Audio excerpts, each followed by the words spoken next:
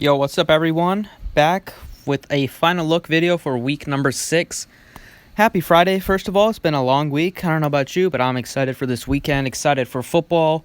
This Sunday, we still got quite a bit of injury news on the slate. We got some of it today, which will help this video out, but still quite a bit to keep an eye on. So check back here. If anything changes, I'll tweet it out on Twitter. You can follow me there at the DFS process. And let's get into it. You can drop a like and subscribe down below. Let's try to get 150 likes on the video. And if you want to join us, you can visit the website. As always, links in description. So starting off at the quarterback position here, we have Patrick Mahomes is still the highest priced guy. He hasn't changed. He's been that way the entire year.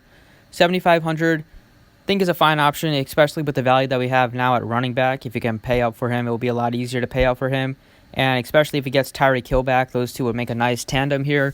Should be one of the highest scoring games of the week for Mahomes. And coming off a couple of not so great weeks, he was still great, threw for over 300 yards, but not the kind of weeks that you would expect when you roster him. I think now that he's going to get looks like he's going to get Tyreek Hill back, it's going to make his life a lot easier, not having to throw to guys that like Pringle, even though he played well that day. And then I love Deshaun Watson. I think a couple of quarterbacks facing off against each other make for really nice plays. Watson, Patrick Mahomes, I like them quite a bit. And then this tandem, Kyler Murray facing off against this dreadful Falcons defense, and Matt Ryan, who's just been having to throw the ball 100 times a game because it can't generate a rushing attack. I think those four quarterbacks are really solid plays. And then if you're going cheap here, I still like Jared Goff quite a bit at 61. I don't think a lot of people will be on him, but I think at home he's played a lot better for his career. And even if with Todd Gurley looks like he's going to sit out, it's going to open up probably even a more heavy passing attack approach for them. You know, Goff is probably leading the NFL in pass attempts per game. Last couple of weeks he threw 49 and 68 pass attempts. The last couple of weeks they are just having him sling the ball, and as a quarterback, that's all you need. When you play DFS at the quarterback position, all you're looking for is a guy that has opportunity, and he's going to have the opportunity because they run a very pass-heavy attack. And then cheaper than him, you got some solid options like Cousins at 52 facing off against this bad Eagles defense. They're good against the run, but they're bad against the pass. Kirk Cousins should be able to sling the ball, and the game plan should be focused on that, but you never know with Mike Zimmer. He loves running the ball, even against the Eagles, who have a top defense against the run. And then Gardner Minshew at 5,000 is probably a solid, cheap option. He's played really well, 9 touchdowns. In his last 4 weeks, he has no picks, and he has 7 touchdown passes. He's played probably better than more than half the quarterbacks during that span, and he can run the ball too, so he's looking like a solid option at 5,000 as well if you're looking for a savings at quarterback. I'm going to stick with Jared Goff, though. I just think that he's going to have a pretty decent floor just because he throws the ball a lot, and I think he's going to have a big game soon where he throws for 3 to 4 touchdown passes, given the fact that he throws that much. So I like Goff at 61. At running back, I feel like I don't love these two at the top here. Elliott's in a tough matchup against the Jets. He hasn't broke out yet. Feel bad for the people that have been paying this price tag for him all year. Just hasn't worked out at all. He's not getting a ton of rushes. He hasn't broke 25 carries. He's not getting a ton of action out of the passing game. I don't know what's wrong with him or what the game plan is or what their head coach is doing, but he has 3 or fewer targets in 4 of the 5 games that he's played. You really need multiple touchdowns for Elliott to really have a huge game. It looks like because he's not going to be super involved in the passing attack. And then Dalvin Cook facing off against this Eagles defense, I'll pass here. Hopefully he is popular because there is no McCaffrey this week. There's no real top-end running back besides Elliott to pay out for. Maybe Cook will get some more ownership because people do like paying up for running back. Kamara's dealing with an injury. We'll see if he's in. Don't like Johnson at that price tag, even if he is healthy at 76. If he's out, then we can play Chase Edmonds. But I love Fournette here at 67. He's starting to break out after a slow start to the season with back-to-back 100-yard-plus performances. He finally got into the end zone last week, first time all year. And the matchup is fine against this Saints defense. He should get quite a bit of opportunity here. And at home, if this game stays close, he should be looking at another 25 to 30 touches, which is what he's been doing for the past couple weeks. So I love Fournette. Ingram is probably going to be pretty popular this week. He has 6 touchdowns, but he's really not being involved in the passing game. So you really need him to get into the end zone multiple times. I think that makes him a little risky for cash, but he has a ceiling for GPPs. I think in cash, I'd probably go to Le'Veon Bell, who's cheaper than him. He only has 1 touchdown, but he's averaged just about the same fantasy points as Mark Ingram, who has 6. Just about like a 1.5 less, but now that he's getting Sam Darnold back, he has been really involved in the passing game. He has 9+ targets in 3 out of the 5 games. As long as this game stays within a couple touchdowns, you should be looking at his 15 to 20 plus carries on the ground. And in the goal line, they haven't had much opportunities in the red zone. But hopefully with Darnold, they'll be able to move the ball a lot more than they did with Falk, who just couldn't throw the ball and was just pretty much a statue in the pocket. So like Bell a lot, that 6,400 price tag is really cheap. And now we got some more really good options with Henry. Love Chris Carson at 6,000, just really cheap. I like that he's no longer on the injury report heading into this week against his Browns defense, who has been really bad against the run. Carson should carve them up. And then you got some solid value here with, I think Kenyon Drake makes for a nice tournament play. Definitely not in cash, but this game should stay pretty close here with both terrible offenses. At home, Drake hasn't really had many opportunities because they've been trailing by 20-plus games in every single 20-plus points in every single game that they played. But the Redskins, I would be shocked if they blow them out. This game should stay close, and Kenyon Drake should be looking at 15-plus carries on the ground. So I think he makes for a nice tournament play. And then I think Brown is probably going to be the chalk here, but I think it's tough not to really have him. We know how much the Rams like to utilize their running back here. If Gurley's indeed out, then he's going to be looking at probably 15 carries, 10 to 15 carries, and probably looking at 5 to 10 targets out of the backfield. Goff does like to check down to running backs out of the backfield as well. At only 4,300, I will allow you to pay up at the receiver position, and there are a lot of receivers this week that I want to talk about. My favorites haven't changed much. I think Hopkins is a fine option at 74. He's going to have a big game very soon. It's just been kind of tough because teams have been doubling him, and he hasn't been able to really get separation and get the attention of Watson that much. I still love Cooper Kupp. I think no matter who's guarding him, he finds the way to get open. He finds the way to just make plays. He is leading the league in yards after catch at the receiver position. Just been getting a ton of targets. She'll be looking at plenty of targets this week once again. Playing in the slot, just he's always able to get open playing in the slot. And at home, 7,100, he's not even expensive compared to the other stars on the slate, even though he's been playing the best out of that group. Love Cooper Kupp.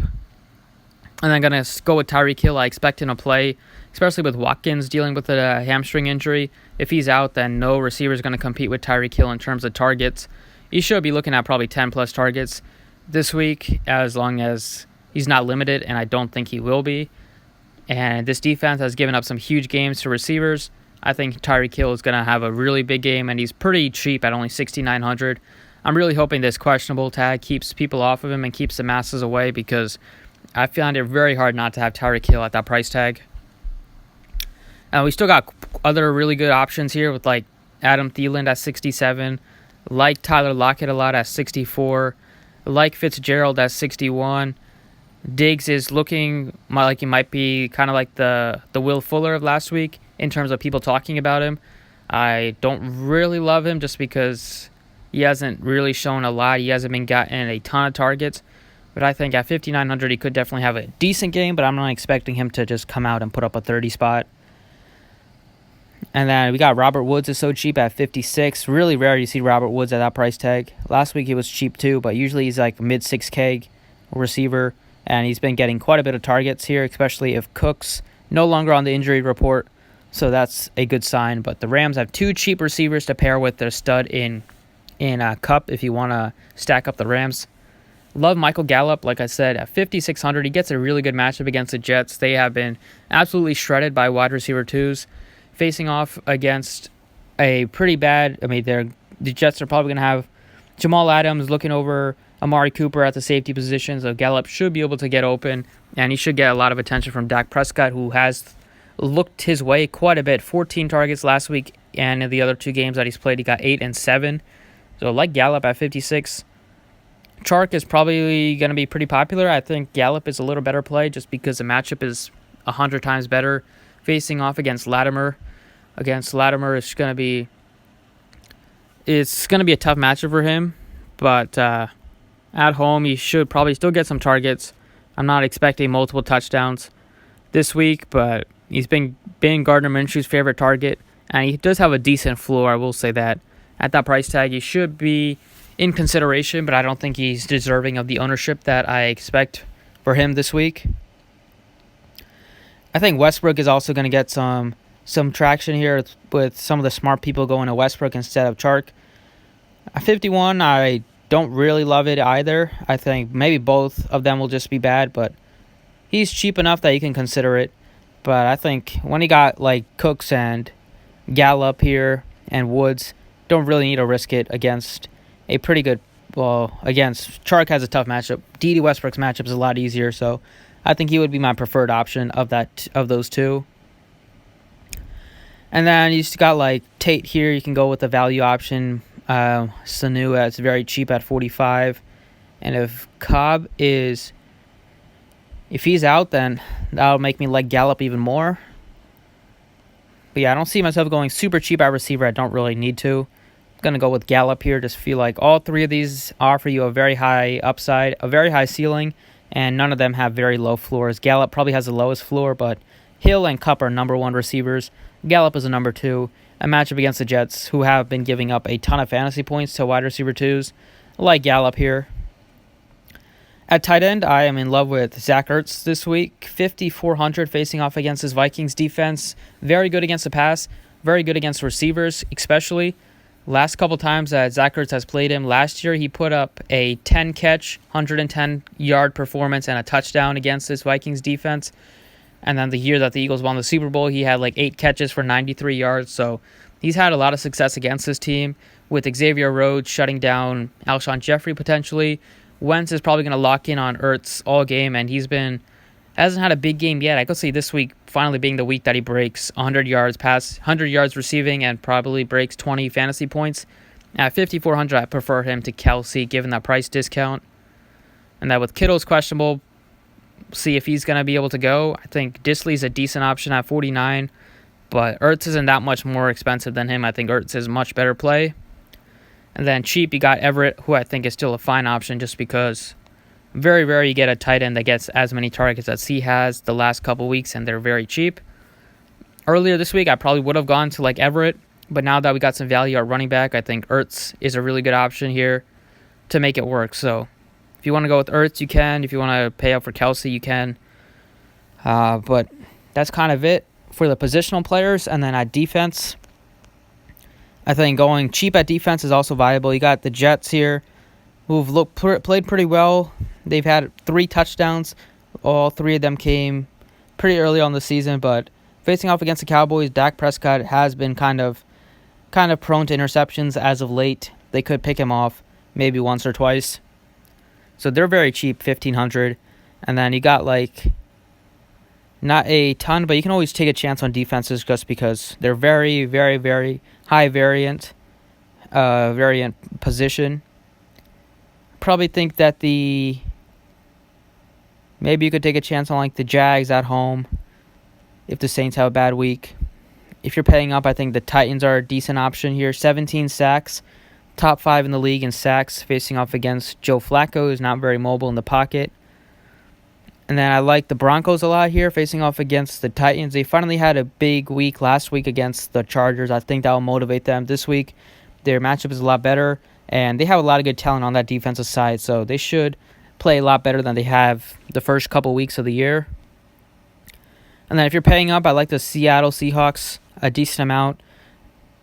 There's not like one defense. Like last couple weeks, we've had a couple defenses that just stick out, like the Patriots against the Redskins, the Eagles against the Jets, and some other defenses which were, you just kind of knew they were going to score a bunch of points. This week, it's kind of, there's not like a couple that really stick out, which means probably more likely to just take a chance on a cheap defense than I am to pay up like 43 for the Cowboys. But that's it for this breakdown. Hopefully you enjoyed the video. If you did, you can drop a like on it, and we'll be back next time with another video. So good luck this Sunday, and I hope you guys all kill.